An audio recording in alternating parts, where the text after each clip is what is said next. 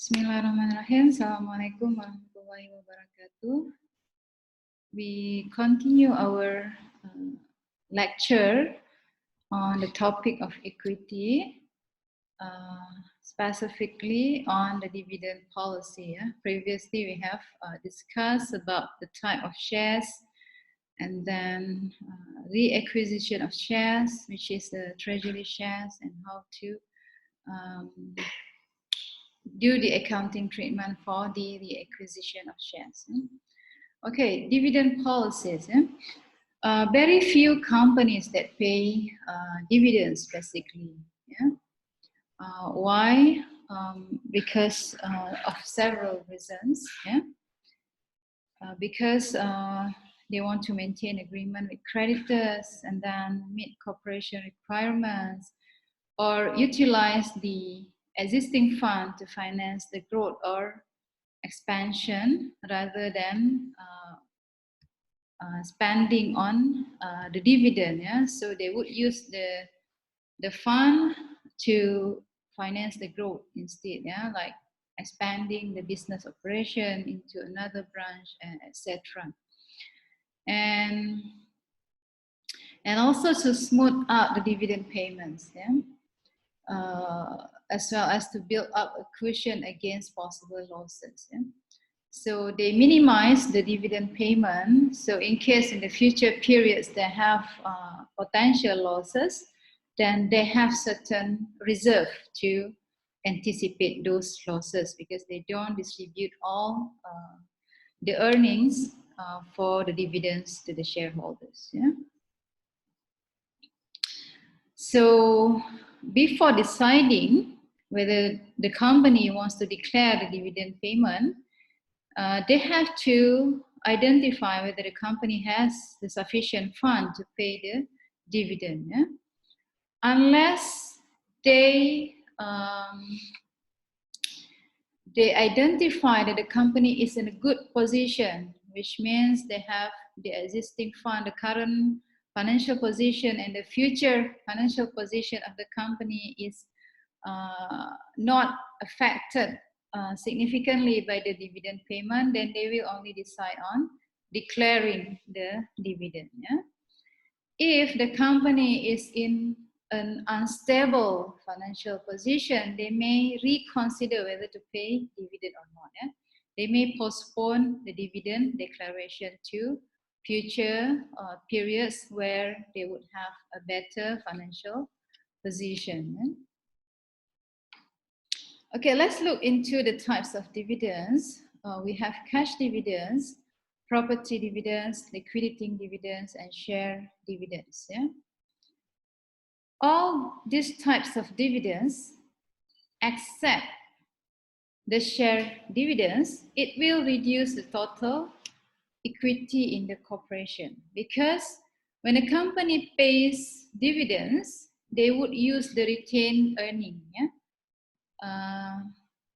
And the retained earning is part of the equity. That's why all the dividends will reduce the equity, except the share dividends, because share dividends is only the company distributes additional shares to the shareholders. So it just reclassification from retained earning, it moves to additional number of shares. You will see later on how it is structured when the company distributes share dividends. Okay, first, cash dividends is a normal dividend being distributed. At the first phase, the board of directors will vote on the declaration of cash dividends. They will decide on declaring the cash dividends. And once they declare, it will become the liability to the company.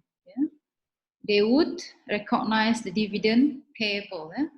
During the declaration, the dividend may not be paid yet, but it already becomes the liability for the company. And one rule that needs to be remembered as well is the companies do not declare or pay cash dividends on treasury shares. Because remember, treasury shares is the reacquired or the shares that has been required by the company. So why would we pay dividends to the treasury shares? Because it does not belong to any shareholder. Yeah. So in the cash dividends, there are three important dates. Yeah? First is the date of declaration. Yeah? So after the annual general meeting by the board of directors, they would decide on whether to declare a dividend payment or not. Yeah? And once they declare, it becomes the date of declaration, and the company will record the dividend payable on the date of declaration. Yeah? Later on,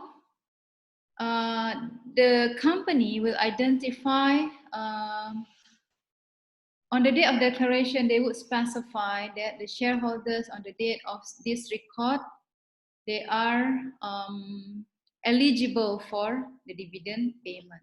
So date of record is the cut-off date for which the shareholders are entitled for the dividends. Let's say, we'll see the example later on. And the last date is the date of payment, yeah, which means when the dividend is paid to the shareholders. Yeah.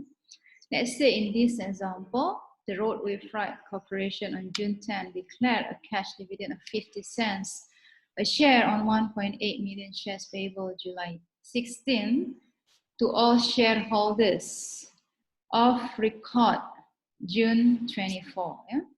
So there are 3 dates here. June 10 is the declaration date. Yeah? The July 16 will be the payment date. Yeah? So the company has already specified the date of the payment.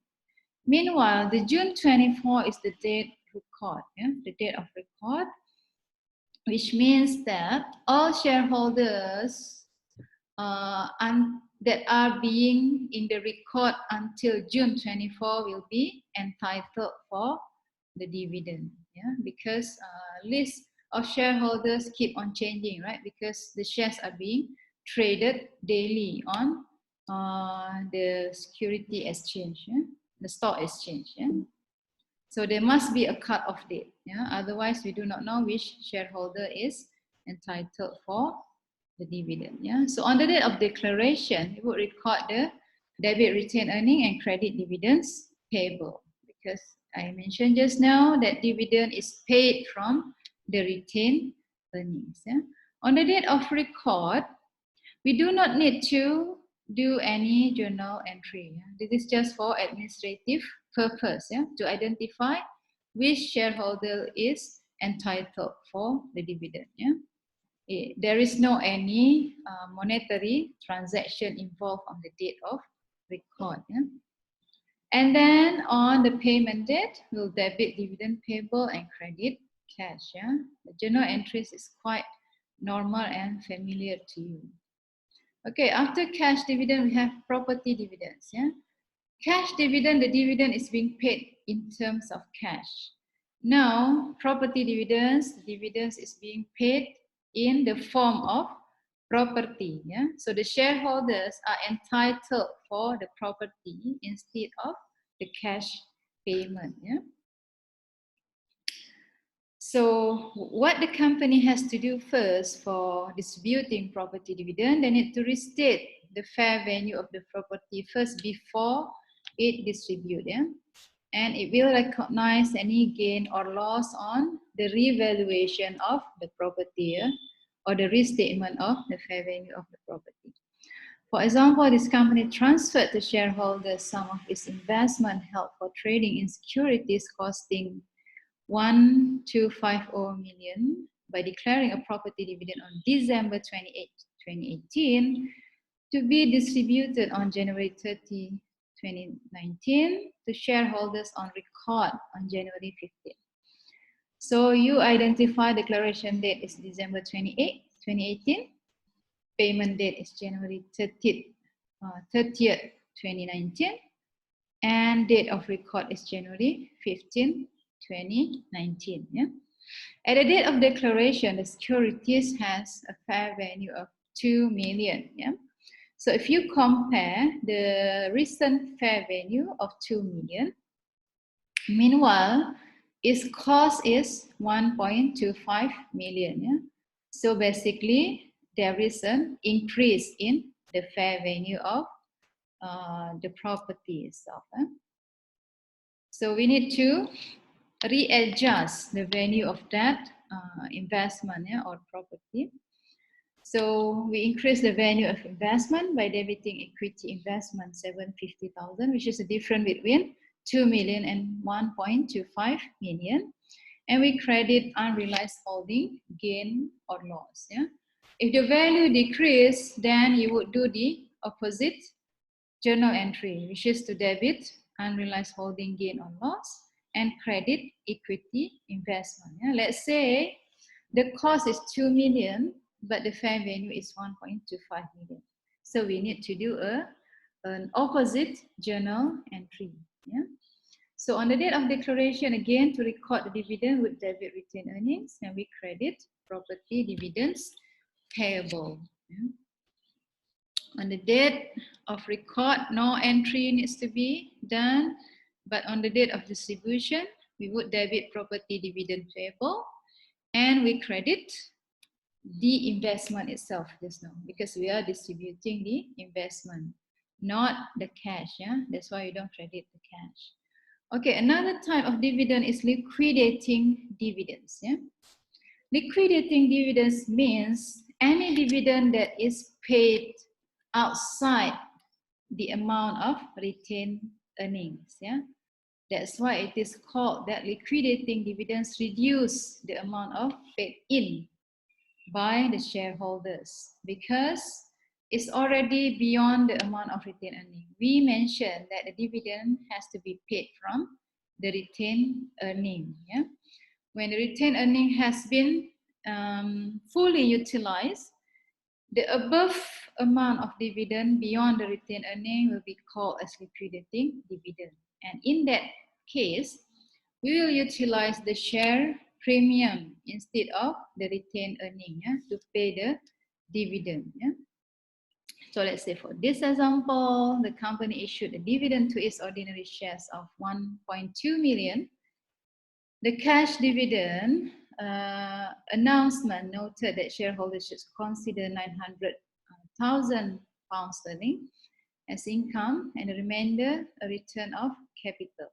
When they say a remainder, a return of capital, so 900,000 could be taken from the retained earning, but the balance, the balance after 900,000, it will be taken from the share capital of the shareholders, from the share capital account or share premium. So how would the company record the liquidating dividend on the date of declaration? I mentioned to you that retained earnings can only be utilized in the amount of 900,000. So we debit retained earning 900,000 and would debit share premium, the balance amount, difference between 1,200,000 and 900,000.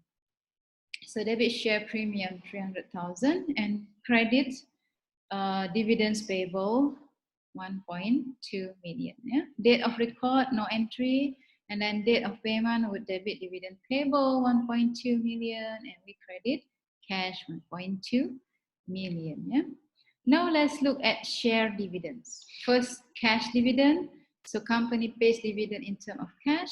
And then second is property dividend. The company pays dividend in the form of property or investment in any asset other than cash. And then the third is liquidating dividend. When the company pays dividend above the retained earning, so we take it from the share capital account or share premium account. Now, the company distribute dividend in terms of share, not in terms of cash, property, or others.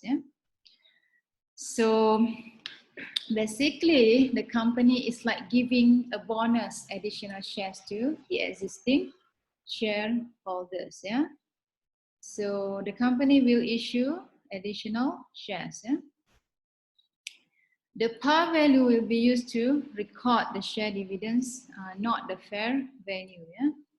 And it doesn't affect any asset or liability because there is no payment in terms of cash or others. So it's just a classification of the equity. So for example, the company has outstanding 100,000 shares of one par value ordinary shares and retained earnings of 50,000. And the company declares a 10% share dividend. It uses 10,000 additional shares to current shareholders. Yeah? If the fair value of the shares at the time of the share dividend is 8 per share, the entry is at the date of declaration. Remember, we don't use fair value, we use the par value. Yeah? So the company give 10% share dividend. So 10% times 100,000. So we get 10,000 additional shares, and we multiply with the par value. So debit retained earnings 10,000 and credit share capital, ordinary share dividend distributable 10,000. Yeah? On the date of distribution, we will debit that ordinary share dividend distributable and credit share capital ordinary. So it just adds the number of the shares. Yeah? So if you notice, there is no any asset involved in this. Yeah? It's just a matter of moving certain amount of retained earnings into the account of share capital. Okay, another item known as share splits. Yeah? Share splits is just dividing the existing number of shares into multiplying more number of shares. Yeah? Let's say, for example, they want to split 2 for 1. Yeah? So we just times the existing shares by 2. Yeah? So if the existing issued shares is 100,000, then it becomes 200,000. Yeah? They split it. Yeah? Why the company do the share splits? They want to reduce the market value of shares, yeah, to make it more attractive for the potential investors to buy the shares, yeah. Because some shares of big companies, they tend to increase in the value very high, and if the value very high, it seems to be less marketable, yeah? It less attractive for it to be traded, yeah, because it's too expensive already. Let's say $200 per share. Yeah? It's very expensive already that the potential investors may not be interested to purchase the shares. Yeah, so if they do the share split, the market value will also be reduced. Yeah, and majority companies, they want a wide variety of shareholders. Yeah, so by reducing the market value, it will be attractive for other investors to buy the company shares. Yeah? There is no entry that needs to be recorded for a share split. We just need to update the information of the number of issued shares on the equity section, like in this example. So let's say if it is equity 5 for 1, so for every existing 1 share, we will multiply with 5. Yeah? In this example is 2 for 1. Yeah. So for each one, we will times with 2. Yeah. So we get double. Yeah?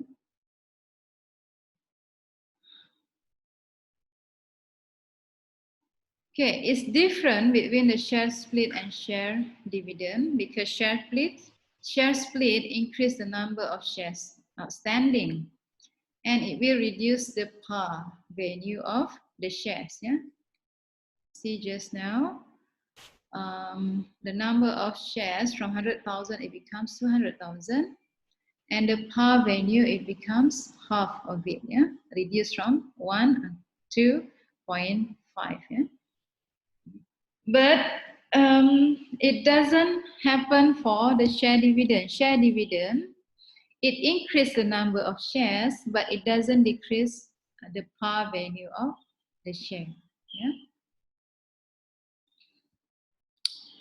And it increased the total par value of outstanding share, yeah, for the share dividends. Yeah, the total, yeah, it's not for individual par value. Yeah? Okay, now we move on. the presentation and analysis of equity. Yeah? How do we present it on the statement of financial position? Yeah? So it's typically presented in this way. Equity, and then it starts with the share capital, that is the par value of the shares times with the number of outstanding shares, yeah? Issued and outstanding. I hope you still remember what's different between authorized, issued, and outstanding, yeah? This one, issued and outstanding, yeah? When we plus 30,000 with 2,000, it becomes issued only, yeah? But the outstanding one is only 30,000. 32,000 is issued. 100,000 is authorized, but outstanding and issued is only 30,000. Yeah? And then share capital ordinary, and then ordinary share dividend distributable. We have share premium for both types of shares, and retained earnings, and then we deduct with treasury shares. And if there is any accumulated other comprehensive loss, then it would be deducted also from the section of equity. Accumulated other comprehensive loss come from the revaluation of fair value for the intangible asset or fixed asset. Yeah? Remember, we have covered that. If there is any loss or gain from revaluation of fixed or intangible asset, it will be recorded in other comprehensive income or loss. Yeah? If it is a loss, then we will deduct in the equity section. Yeah? Okay, the company also needs to disclose the restrictions on retained earning. Yeah? It will be disclosed in the notes to the financial statement. Yeah? Let's say there is a restriction imposed by the bond contract, yeah, or loan agreement. Yeah? Then the company has to explain in detail on such restriction, yeah, on the retained earning. The note also must disclose the source of restriction and provisions and amount of retained earning subject to restriction. Yeah? Means certain amount of retained earning may have been reserved for some purpose of like this, the loan agreement, etc. Yeah? So it needs to be disclosed properly. Yeah? I want you to check a real financial statement of any public listed company, either they are listed in Indonesia or in other major stock exchange, yeah, in other countries. And I want you to check their presentation of equity. Yeah? And I would ask during the evaluation meeting which company that you have checked. Yeah? Okay, besides the information on equity is presented on the statement of financial position, it also has a specific statement on the equity, yeah, which we call as the statement of changes in equity. It will specify in detail the number of subscribed shares outstanding, and then all the detailed information about the equity. Yeah? See the comprehensive income here, how much is the minority interest, yeah? And what is the amount of dividend paid. And it will show us the retained earnings at the end of the period. Yeah? So please check. So each one must have a specific company that you check on their financial statement, yeah, to see how they present the equity. Okay, there are some analysis tools that can be done on the equity, which we will learn in detail during the financial statement analysis course. But just mention briefly here, such as return on ordinary share equity, is to measure how much average return is being given to the ordinary shareholders. Yeah. Why do we focus on ordinary share? Because preference share is very fixed. The amount of return is known already how many percent is being given to the preference shareholders. But ordinary shares, they don't have a specific percentage, yeah, of return. Yeah? So the investors may be interested in the information on return on ordinary share equity. Yeah? And then payout ratio, yeah, to see how much cash dividend has been paid to the ordinary shareholders. That's why we minus the preference dividends. Yeah? Book value per share, yeah, we take the ordinary shareholders equity and divide by outstanding ordinary shares. Yeah? The focus has been very much on the ordinary shareholders. I think I will stop that in that element. I hope you watch the video and you learn, you read the topic and do the exercises. So thank you, and I wish you all the best. Hope you learn and understand the subject very well. Thank you. Assalamualaikum warahmatullahi wabarakatuh.